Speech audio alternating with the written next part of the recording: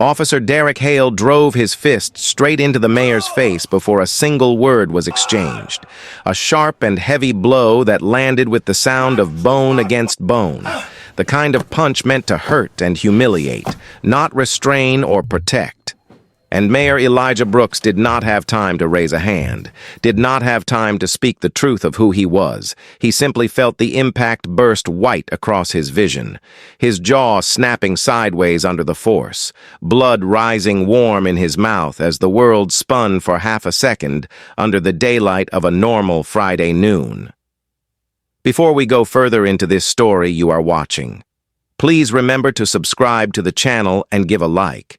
It truly helps support stories that deserve to be heard.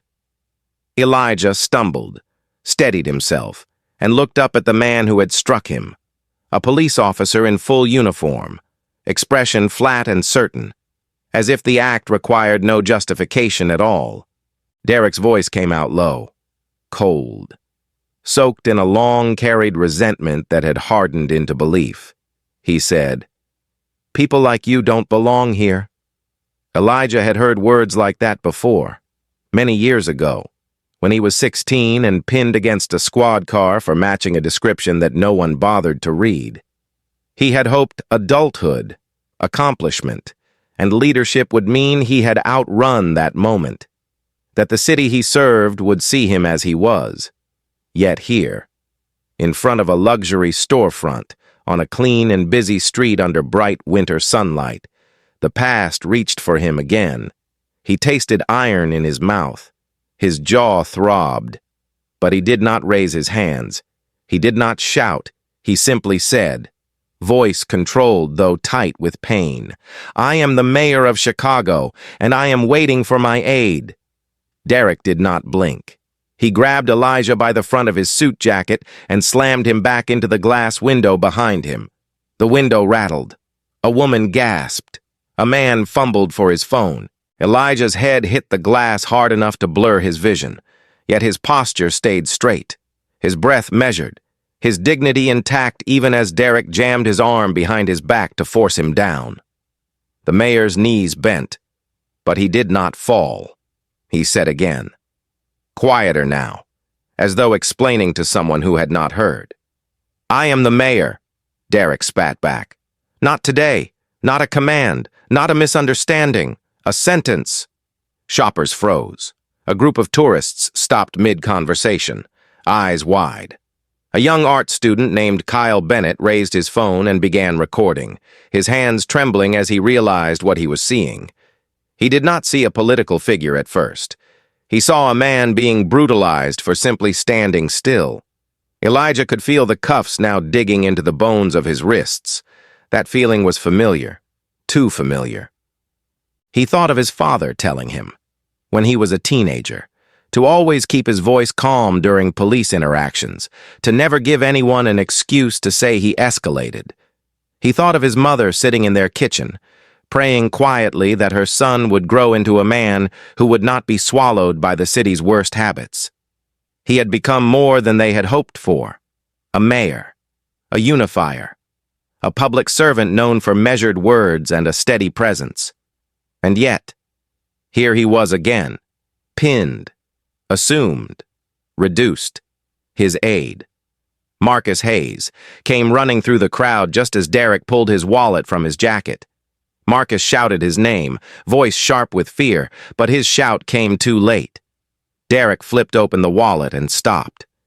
There it was, the city seal, the official identification, the name that appeared on every city building dedication, every ordinance, every public broadcast, Mayor Elijah Brooks. The recognition washed over Derek's face like cold water. But it did not bring remorse. It brought panic. His jaw tightened. His breath caught. The crowd murmured. Someone whispered. "Oh my God," someone else said. He hit the mayor, Lisa Grant, Derek's partner, had been frozen in place the entire time, her mind racing as her training collided with the reality in front of her.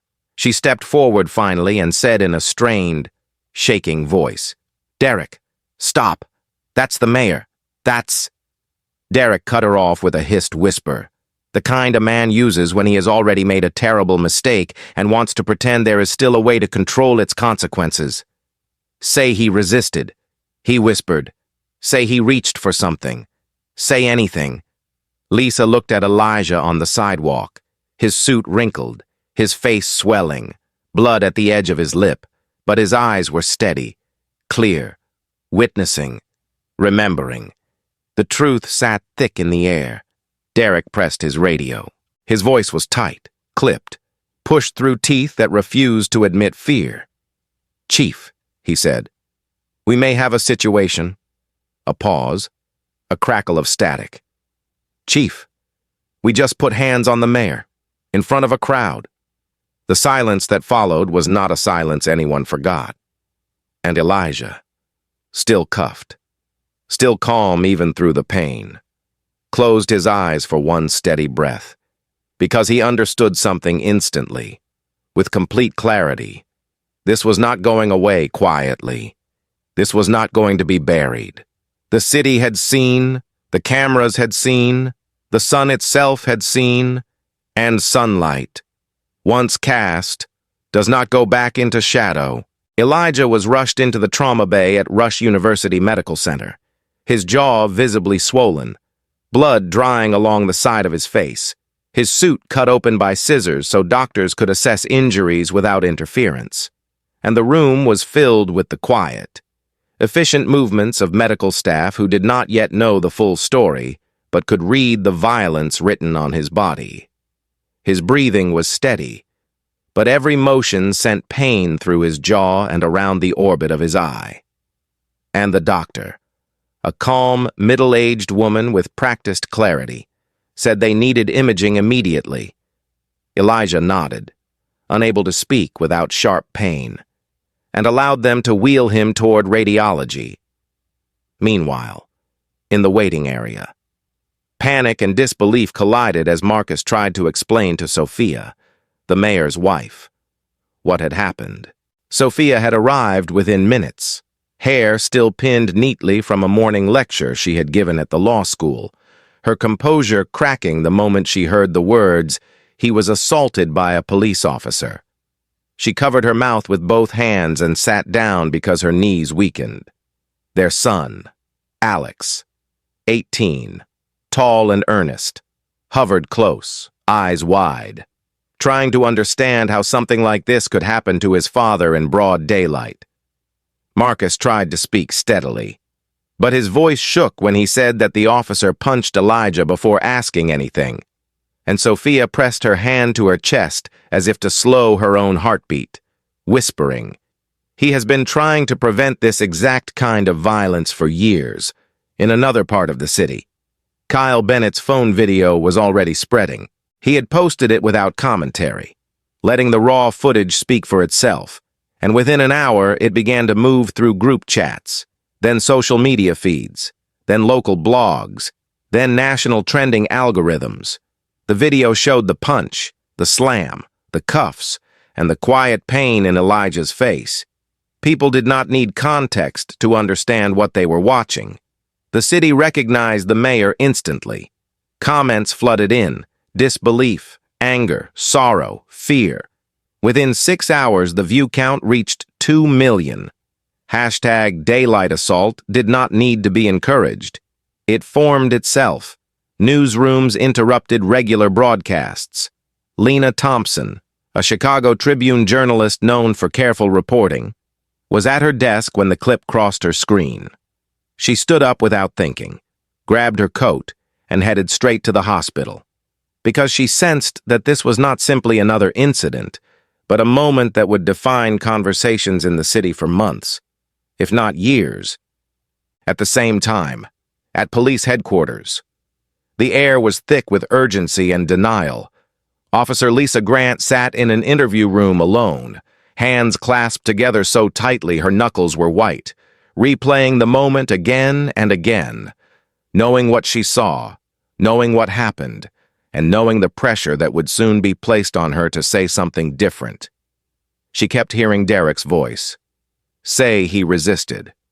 The words repeated like an echo she could not silence.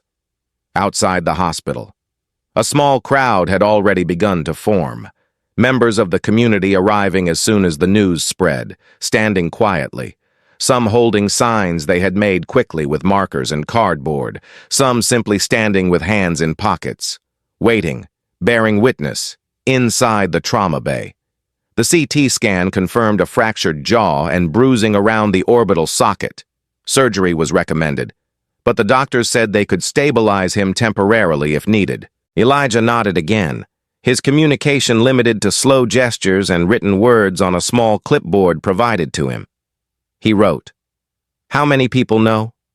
The doctor hesitated, uncertain how to answer.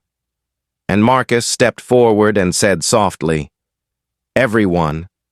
Elijah closed his eyes not out of fear, but to steady himself before opening them again.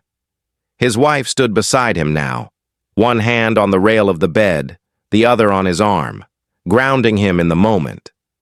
Their son stood at the foot of the bed, fists clenched so tightly his nails marked crescent shapes into his palms. He wanted to speak, wanted to shout, wanted to demand answers, but his father's calm presence held him still. In another corner of the room, Jamal Reed, a former police officer turned community leader and longtime ally of Elijah, arrived after being alerted by Nina Patel, an organizer known for her ability to mobilize crowds quickly and peacefully. Jamal looked at Elijah and said quietly, "You are not alone in this." Elijah nodded and wrote, "We handle this with truth. No rage, no chaos." His jaw ached with every small movement, but his focus did not waver. Outside, the crowd grew. People brought candles, signs, and quiet solidarity. News vans parked in a line down the street. Lena arrived and asked Sophia gently if she could speak to her. And Sophia, voice steadying itself on purpose because she understood the weight of public words, said, "He has spent his career trying to make this city safer for everyone." And today, he was treated as if he were not even human. Her voice did not shake. Her eyes did not break. It was not performance. It was truth. And the truth settled into the city like a stone dropped into deep water, sending ripples outward that no one could stop now. Meanwhile, in a hallway at police headquarters, Chief Victor Lang stood with a phone pressed to his ear, his face pale, his tone clipped, trying to hold together a narrative that had already escaped his control. He asked Derek, "Tell me exactly what happened." But Derek could not answer cleanly. He paced, jaw tight, insisting the mayor had looked aggressive, insisting there had been a threat, insisting on a justification he knew was not real. The world had already seen too much for denial to live long. And in the hospital room. Elijah wrote one more sentence on the clipboard, slow and deliberate. "We fight in daylight." His wife read it, placed her hand over his, and nodded, because the world would be watching now, and sunlight reveals everything. Day 2 began inside Chicago Police Headquarters, where the air felt thick and stale, as if the walls themselves knew something irreversible had happened, and Chief Victor Lang sat in a closed meeting room with Officer Derek Hale and Union President Randall Knox. All three men aware that the video had now spread beyond the city, beyond the state, and was being discussed on national morning news segments as an example of brutal and unprovoked force against a sitting mayor. Victor's jaw tightened as he replayed the video again on the conference monitor, the punch striking with a clarity that left no room for confusion or interpretation. Randall leaned back in his chair, arms crossed over his chest, the kind of posture worn by men accustomed to negotiating away accountability, and he said, "This does not have to be the end of anyone's career, but we need a clean story, something that neutralizes sympathy and reframes context." Derek's face was pale, his eyes restless, his confidence cracked under the pressure of exposure. He said, barely above a whisper, "I didn't know he was the mayor." Randall nodded, but did not offer comfort. Knowing he was the mayor is not the legal problem. Punching him without cause is the problem. You need to say he resisted, or we are finished." Victor glanced sharply at Derek. "We will claim the mayor became agitated and reached toward his inside pocket in a threatening manner," he said, his tone crisp, rehearsed, lacking hesitation. As though he had prepared this sentence long before, he lunged. "You restrained." The lie was simple, clean, familiar. It had worked before. It could work again. But Derek's partner, Lisa Grant, was sitting in the hallway outside the room, staring down at her hands, her breathing uneven, because she knew the truth too clearly to swallow it. She had seen Elijah stand still, calm, even when he was struck. She had seen the shock in his face. She had heard him say who he was. She had seen Derek ignore every word. Victor opened the door and called Lisa in. She entered slowly, back straight, but heart heavy. Victor told her the story they needed her to repeat, the story they would place into internal reports and media statements, the story that would determine whether Derek faced indictment or simply a paid suspension. Lisa listened in silence, hands twisting together, and for a long moment no one was certain how she would respond. Then she nodded once, but her eyes did not match the gesture. Outside the headquarters, protests had begun forming. They were not loud yet, not heated, but steady, focused. People held signs with Elijah's name. People held signs with simple phrases like, "Seen in daylight." Meanwhile, in a downtown law office, civil rights attorney Carla Diaz prepared the first formal complaint on behalf of Elijah. Carla had lost her younger brother 5 years earlier during a traffic stop that turned violent, a moment that shaped her entire career. She drafted not only a personal injury claim, but a demand for injunctive reform. Her language was precise. This incident demonstrates a pattern of racially biased policing reinforced by institutional protection rather than accountability. Elijah had reviewed the early draft from his hospital bed, writing his approval in steady, careful handwriting, even though his jaw had been wired to stabilize the fracture at City Hall. Councilman Tyrone Wells called an emergency session to discuss police oversight.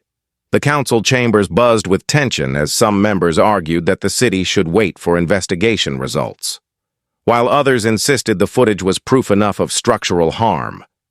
Meanwhile, Lena Thompson, the Tribune reporter, dug deeper. She began calling former officers, lawyers, and archivists, asking questions about Derek's disciplinary history. What she found was not a single violent incident, but several complaints filed over the years that had never resulted in meaningful discipline. Patterns emerged, names repeated, internal reviews closed quietly. The system had been protecting Derek for a long time. As Lena pieced together her investigative outline, she received a message from someone anonymous. It said simply, "Ask about case file 714A. Don't let them bury it again. Back at the hospital." Elijah rested but did not retreat, though he could not speak. He communicated through written notes, meetings held quietly at his bedside with Sophia, Marcus, Jamal, and Carla. His presence remained steady, an anchor in a moment when so many others felt pulled by fear, outrage, or denial. He wrote, "We respond with clarity, not rage. Then, this fight is not about me. It's about everyone who has been treated like this with no witness." Sophia read the notes and felt tears rise, not from sadness, but from the weight of his resolve, their son. Alex, however, did not share that calm. He stood by the window of the hospital room, fists clenched, struggling to understand how restraint could be the correct response when violence had been so openly committed. His father wrote to him directly on the pad, "Power is choosing what story survives." And Alex, though still angry, nodded and swallowed the lesson because he understood who his father had always been. Late that evening, in her small apartment, Lisa Grant opened her laptop and replayed the unedited body cam footage from the moment of the assault. She watched Derek's face, his posture, the certainty in his movements. Then she watched Elijah's face again, saw the moment of shock, then composure, then dignity. Something in her broke open. She realized the lie she had been asked to repeat was not only wrong, it was a weight she could not carry. She closed her laptop and exhaled slowly. She knew what she would do. She would tell the truth, even if no one protected her, even if her career ended, even if Derek hated her for it.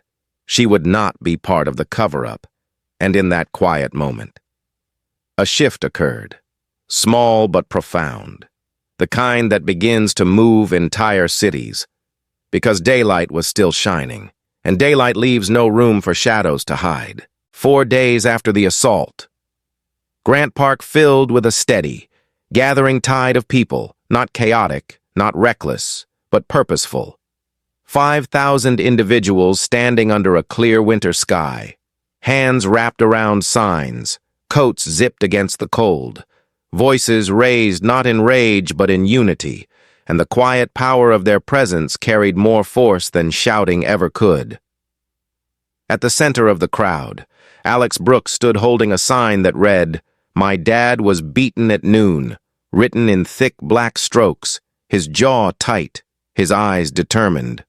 Not as a child seeking sympathy, but as a young man realizing the world he had inherited was not the one he had been promised. Near the front, Nina Patel, the organizer who had helped bring together unions, churches, student groups, and neighborhood associations, spoke into a simple handheld microphone, her voice steady and strong as she said, "We are not here to burn the city down. We are here to show the city what daylight truth looks like." The crowd responded with a wave of affirmation, quiet, powerful, collective, not far away.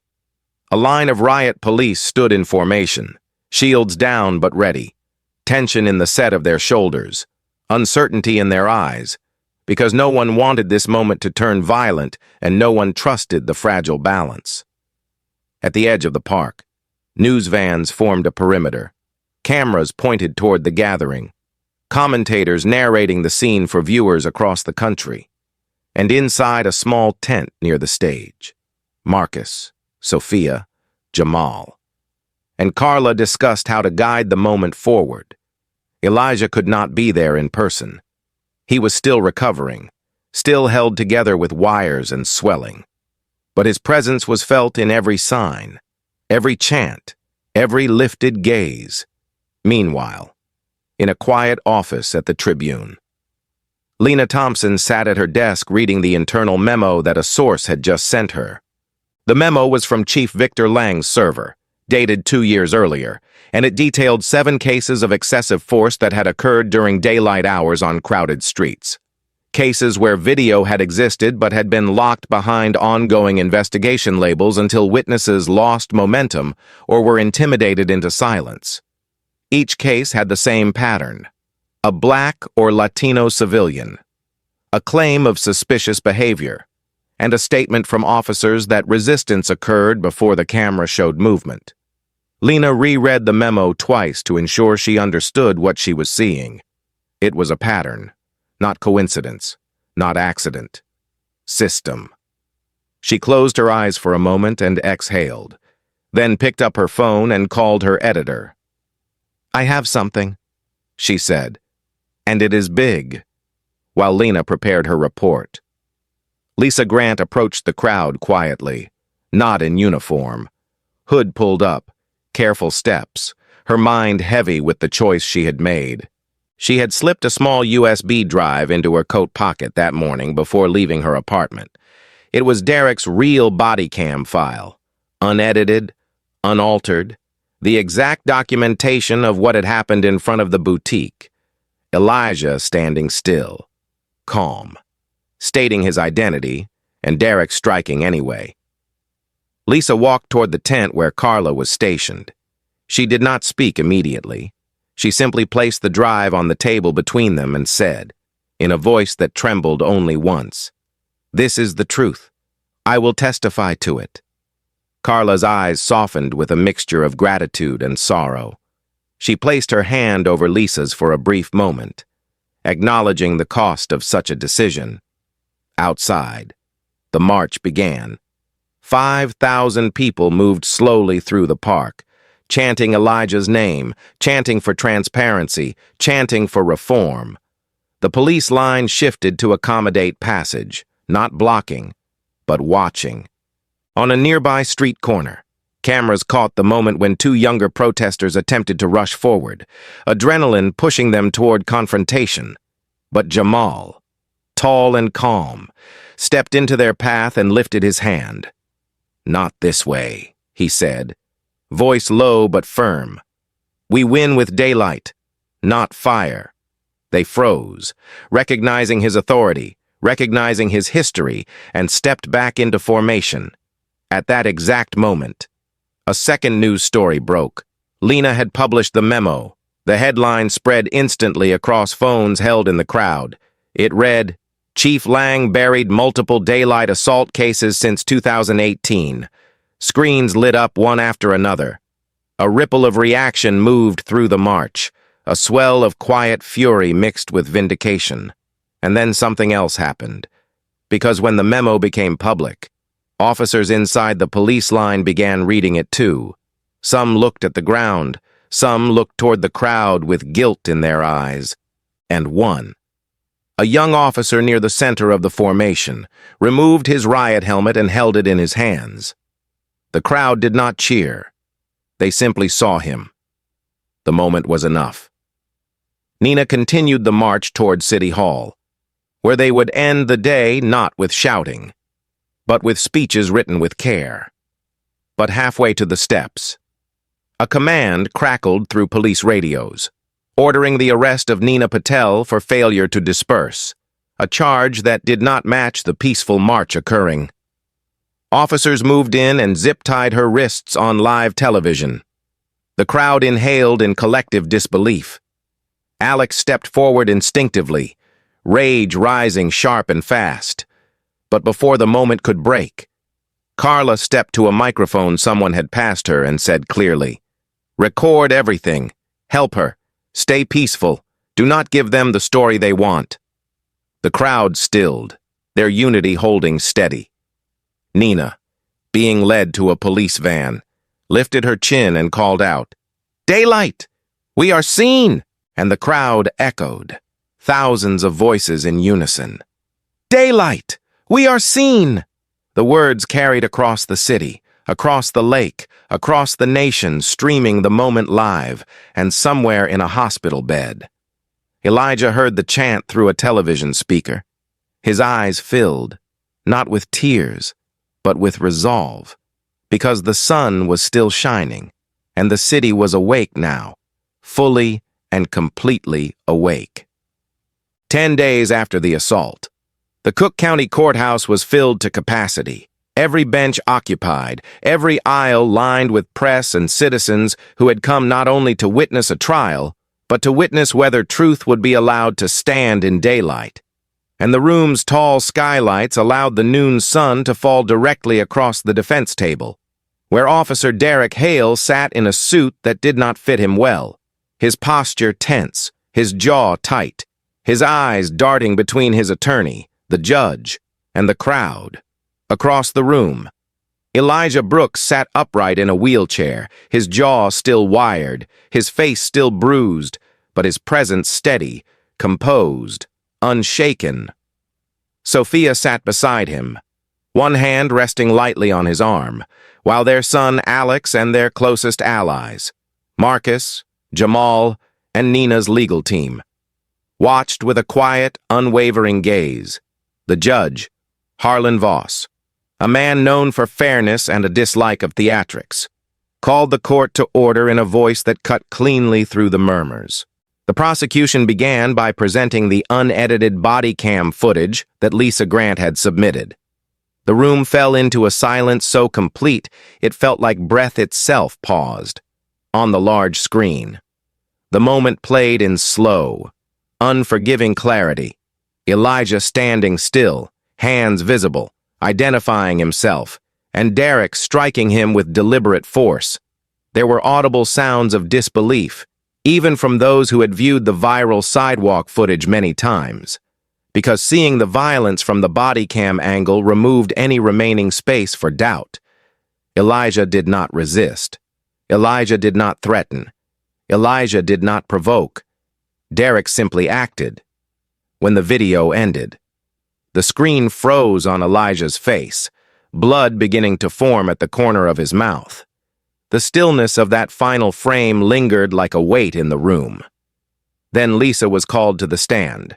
She walked slowly, but with calm certainty, the courtroom lights catching the tension in her shoulders. She took her oath and sat. Her voice was steady as she said, "I saw the mayor standing there. I heard him identify himself. I heard him speak calmly. I did not see resistance. I did not see aggression. I saw an unprovoked assault." Derek's attorney attempted to shake her, implying that her testimony was driven by guilt or political pressure. But Lisa held firm.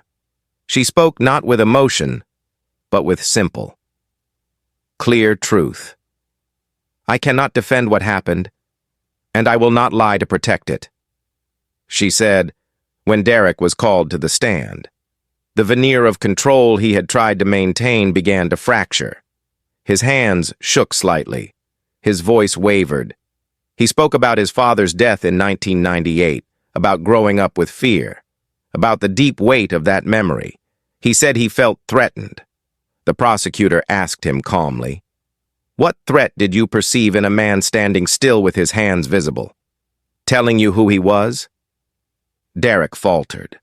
Words tangled in his throat. His face reddened. He said, "I don't know." That admission hung heavy in the room. A door finally opening to the truth beneath everything. Elijah did not speak. He could not. But he lifted a small notepad and wrote a sentence that he held up for the courtroom to see. It read, "Your pain does not justify causing mine." The room absorbed those words with a hush so deep that even the judge paused. The defense team, flustered, attempted one final tactic by calling Randall Knox to the stand, hoping to shift blame toward procedural confusion and communication breakdown.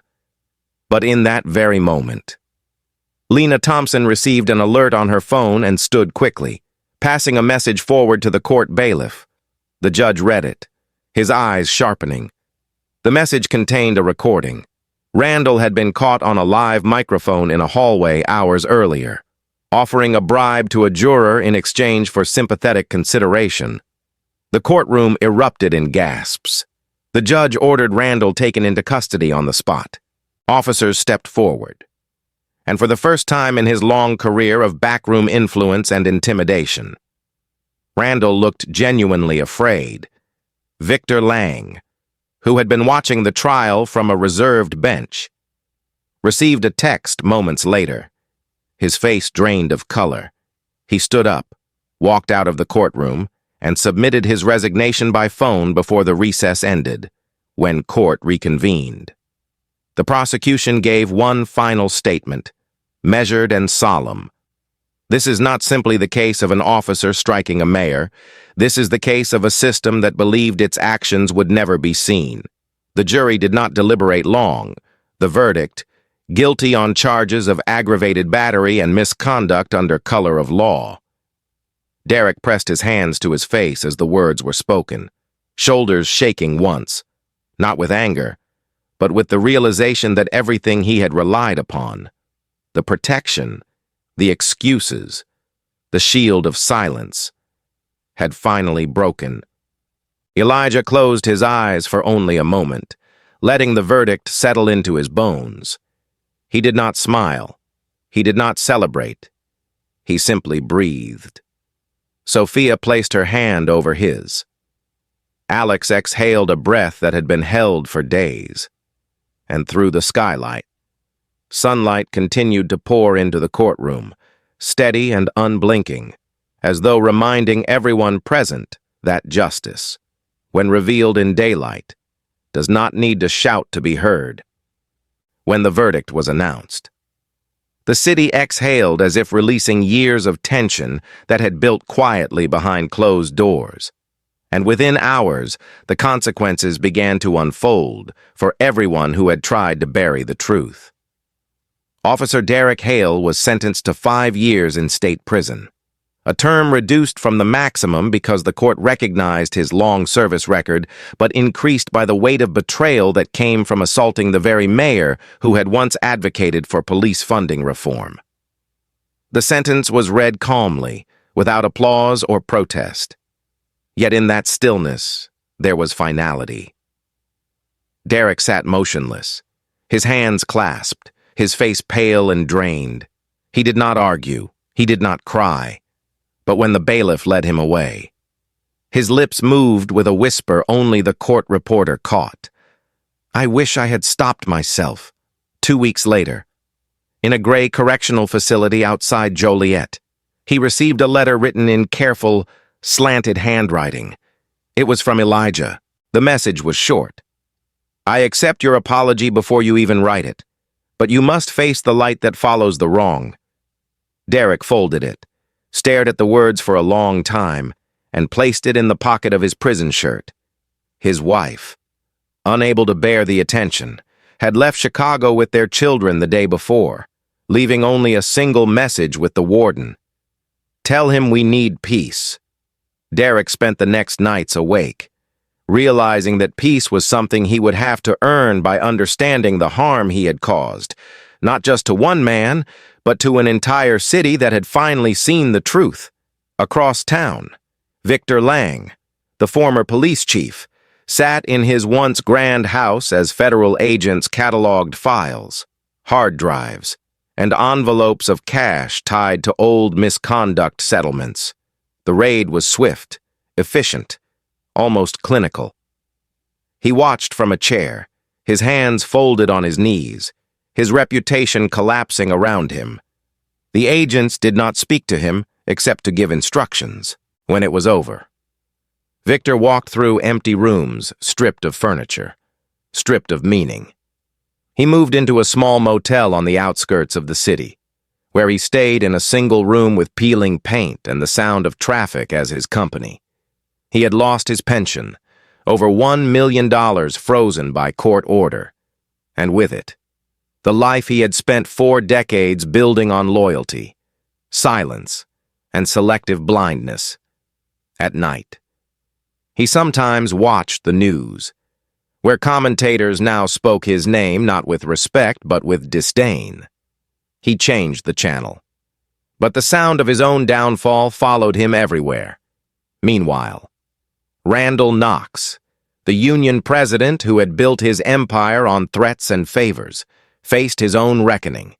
The class action lawsuit filed by dozens of officers he had manipulated to cover up wrongdoing drained his accounts and dissolved the union that had protected him. One evening, after a long deposition, he sat alone in his office surrounded by stacks of legal documents and letters demanding restitution. The weight of it all pressed into him until he could no longer lift his head. Days later, he was hospitalized after an overdose that he survived but did not remember. The city moved on without him, and for the first time in decades, the union's building stood dark at night, back in the center of Chicago. Elijah, still recovering but stronger now, visited the correctional facility to meet Derek face to face.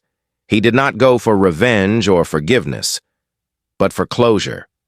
The two men sat on opposite sides of the glass, the intercom humming softly. Derek looked thinner, quieter, his eyes sunken with regret. Elijah spoke slowly, his voice still slightly strained from the wiring in his jaw, but clear. You made a choice, he said. You believed the uniform gave you power. But power without restraint is ruin. The sun saw everything that day, and so did the city. Justice does not come from anger, it comes from truth. Derek nodded once, unable to lift his eyes. He said, I can't undo it, Elijah replied. No, but you can live the rest of your life without pretending it was right. The conversation ended there, simple, final, unadorned, outside. Elijah stood for a long moment before walking to his car. Marcus was waiting near the door, watching him carefully. "You okay?" he asked. Elijah nodded slowly. "Yes," he said, "because justice has to reach even the ones who failed." As the weeks passed, the city began adjusting to its new reality. Old alliances fractured. New leaders emerged. Lisa Grant returned to active duty after testifying, her record marked with quiet respect. Officers who once feared speaking out began to file reports on misconduct, small but steady acts that indicated a shift in culture. Jamal Reed was invited to speak at precinct meetings, where he told young recruits that justice was not a weapon but a mirror. Victor Lang's motel room was later found empty. He had left without forwarding address, vanishing from public sight entirely. Randall Knox's accounts were liquidated, his name erased from the union's plaque. Derek Hale became a cautionary lecture topic at police academies, his case dissected in ethics training sessions as the example of what happens when bias replaces judgment. And Elijah Brooks, though still walking carefully from the lingering pain of his injuries, continued his work, quieter now, more deliberate, but carrying with him the calm certainty that the worst moment of his life had forced a city to confront itself. When a journalist asked him months later what he felt when he saw Derek again, Elijah said simply, "I felt sunlight on the glass between us." It was a line that newspapers printed, quoted, and debated. But for Elijah, it meant something private. That truth, once seen clearly, cannot be made unseen. 3 weeks after the trial, under a clear noon sky that seemed to shine brighter than the weeks before, Elijah Brooks stood on the marble steps of City Hall. No podium, no barrier, only a simple microphone and a crowd of residents gathered not out of spectacle, but respect. And he signed into law a series of reforms that would reshape policing in the city for generations. His jaw was no longer wired, though it still ached with certain motions. Yet his voice carried with calm strength as he spoke. "We are not here to punish the many for the actions of the few," he said. "We are here to change the system that allowed silence to replace accountability."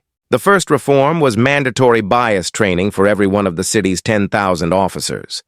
Not a short slideshow or token lecture, but a comprehensive, multi-week course taught by psychologists, former officers, civil rights historians, and community leaders, filmed in full and streamed publicly so that anyone in the city could see exactly what was being taught.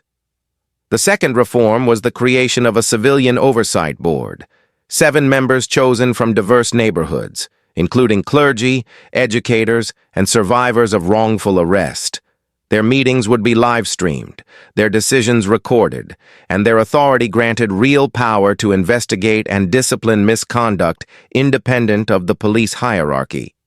The third reform was the establishment of the Daylight Justice Fund, seeded with $1 million of city allocations and grants, to support victims of public excessive force and their families, not as charity, but as recognition of harm and the right to healing. When Elijah signed the final document, the crowd did not erupt into cheers, but instead held a long, steady moment of silence, a quiet acknowledgement that change was being made not in anger, but in clarity. Sophia stood to the side, watching her husband not as a mayor, but as the man she had known since they were students, the man who had always carried pain quietly, the man who had now learned how to transform that pain into something larger than himself. Alex stood near her, no longer holding anger in closed fists, but channeling it into action. Having spent the past week helping Nina's team build an online platform that would allow residents to record police interactions and automatically upload them to a public transparency archive, they called it the Daylight Justice app, and its slogan was simple: "If the city is watching, the truth will be seen." Screenshots of the app began circulating before the signing ceremony was even over. Jamal Reed, now appointed as the first chair of the Civilian Oversight Board, stepped forward to address the crowd next. He spoke not of triumph, but of responsibility. He said, "Reform is not justice. It is the beginning of justice. Justice comes when change becomes habit." His words settled into the audience like solid ground. That afternoon, in precinct meeting rooms across the city, officers watched the signing ceremony broadcast on mounted televisions. Some watched with resentment, muttering about politics. Some watched with thoughtful quiet. Others watched with a sense of relief, seeing at last the possibility of openly rejecting the silent, corrosive culture that had weighed on them for years. Lisa Grant stood at the front of one such room, her uniform neatly pressed, her posture composed, and she spoke not as a symbol, but as a peer. "We will learn from this," she said, "not because we were forced to, but because we must." Her fellow officers listened. A few nodded, a few exhaled. Later that week, the Oversight Board held its first meeting. Cameras streamed the proceedings to thousands of viewers watching from homes, coffee shops, and sidewalks. The board members introduced themselves one by one: a retired school teacher, a youth counselor, a public defender, a Korean-American business owner, a pastor, a Latina nurse, and Jamal as chair. They spoke plainly, without rhetoric, outlining their mission of transparency and accountability. Meanwhile, in neighborhoods across Chicago, the city did not transform overnight. The streets were not instantly healed, nor did mistrust disappear. But something notable shifted. Conversations changed tone. Residents who had once believed nothing would ever improve allowed themselves to speak cautiously of hope. Churches held discussion circles, schools hosted assemblies, social workers organized community listening nights, and Elijah moved among these gatherings quietly, sitting in back rows, listening more than he spoke. Because leadership did not require volume, it required presence. The Daylight Justice Fund began issuing its first support grants to families who had fought for years just to be heard. Some cried softly when they received the calls. Others simply closed their eyes in long, silent relief. Carla, who managed the fund's legal structure, observed each case with care, treating every person with dignity, and Lena Thompson completed her long investigative series on systemic patterns of daylight force when it was published in the Tribune. Her editor ran the headline, "The City Saw Itself in Daylight." The article did not celebrate Elijah. It did not condemn the police. It simply laid out the evidence of a system that had allowed harm to hide in plain sight, and how a single moment, captured on a winter afternoon, had forced the truth to be acknowledged. The city read it. Some thanked her. Some criticized her. All of them understood more than they had before. And so, piece by piece, daylight reshaped habit. It did not happen loudly. It did not happen quickly. But it happened. And Elijah, looking out one evening across the skyline of the city he had grown up in, the city that had bruised and yet strengthened him, whispered softly to himself, "We are learning to walk toward the light." It was not triumph. It was progress. And progress, he knew, was the beginning of something greater. 3 weeks later, on a mild spring morning when the air carried just a hint of new warmth, the South Side gathered in a quiet park near the neighborhood where Elijah Brooks had been raised, and a bronze statue stood covered by a long white cloth, its shape recognizable in the rising sunlight, though no one had yet seen its full form. The crowd was not enormous this time, not a sweeping demonstration or a citywide march, but rather a gathering of families, elders, children, teachers, shop owners, and students, neighbors who knew the history of the streets beneath their feet and who had watched Elijah grow from a quiet teenager into the leader who now stood before them. He wore a simple navy coat, not a suit and not a public official's attire. Because this day was not for government. It was for the community. Sophia stood beside him, holding his hand gently, her presence steady and unwavering. Alex stood on his other side, taller now in posture if not in height, having learned in the past weeks that responsibility did not mean rage, but resilience.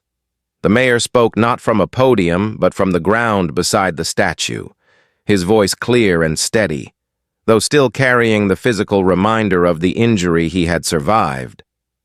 "I did not ask for what happened to me," he said, "but I accept what came from it, because the city did not turn away. You chose to see each other. You chose to stand in daylight." His words moved quietly through the crowd, like warm wind through tall grass. The city had changed in visible ways. Oversight board meetings streamed weekly to thousands of viewers. The Daylight Justice app had been downloaded across all 50 wards. Bias training had begun, and officers were attending in full sessions. And residents who once assumed nothing would ever improve now attended community forums where problems were discussed openly instead of whispered in frustration. But the deeper shift, the one that could not be measured in numbers, was the tone of conversations in barbershops, church halls, school cafeterias, and street corners. People no longer spoke only of fear and resignation, but of the possibility of accountability and dignity. As the ceremony continued, Lena Thompson, now working on a book chronicling the transformation the city had undergone, stood near the back scribbling notes. Jamal Reed stood with the Civilian Oversight Board, modest but grounded, watching with the solemn pride of someone who had fought this fight long before the cameras ever noticed. Nina Patel, recently released after charges against her were dismissed, stood beside a group of young volunteers who had continued organizing quietly and tirelessly. And in a small crowd on the edge of the park stood Lisa Grant, not in uniform, hands in her coat pockets, watching silently, her face thoughtful. She did not approach the front. She did not need to. She had already taken her place in the story by telling the truth when it mattered most, when the moment came to reveal the statue. Elijah stepped back as Alex and a young boy from the neighborhood, no older than Elijah had been when he was first wrongfully detained, pulled the cloth away. A bronze figure stood in the center of the park, Elijah, life-sized, not posed in victory or grandeur, but standing tall with one hand in his coat pocket and the other resting gently at his side. His posture relaxed, his expression calm and human. The sculptor had chosen to depict not a leader commanding, but a man standing in his own dignity. At the base of the statue was a plaque engraved with a single line, "Justice shines brightest at noon." The crowd was silent at first, taking in the quiet power of the image. Then, slowly, applause filled the space, not loud, not explosive, but warm and continuous, like a tide rising and settling steady against a shore. Children stepped forward to touch the statue's feet. Elders nodded slowly, understanding what it meant. A group of teenagers took photos, not for spectacle, but for memory. Elijah looked at the statue and felt no pride in the sculpture itself, but gratitude for what it represented, that the city had chosen to remember not the violence, but the response to it. Later, as the sun reached its highest point, Elijah walked away from the crowd for a moment, standing beneath a tree where the leaves had just begun to bloom. Alex joined him, hands in his pockets. Quiet. "Does it feel over?" Alex asked. Elijah shook his head softly. "No," he said. "Justice is not an ending. It is a direction." Alex nodded, understanding more than words could explain. Nearby, a little boy traced the letters of the plaque with his fingertips, whispering the words under his breath. His mother stood behind him and said gently, "Remember this. Remember what happened. Remember why it changed." The boy nodded, as children do when they are taking in something that will matter years later. As the ceremony wound down and families began to return to their homes, Elijah remained a while longer, speaking quietly with neighbors, shaking hands, listening to stories, because leadership did not end when laws were signed or statues raised. It continued in everyday contact, in presence, in humility. And when at last he walked away from the park with Sophia and Alex beside him, the afternoon sun cast long shadows across the ground, but the light remained warm and full. The city was not perfect, it was not healed, it was not finished, but it was awake, and for the first time in a long time, it was walking toward the light with its eyes open. Thank you for listening to this story. If it moved you, if it made you think, or if it touched your heart even for a moment, please support the channel, subscribe, leave a like, and share the story with someone who needs to hear it.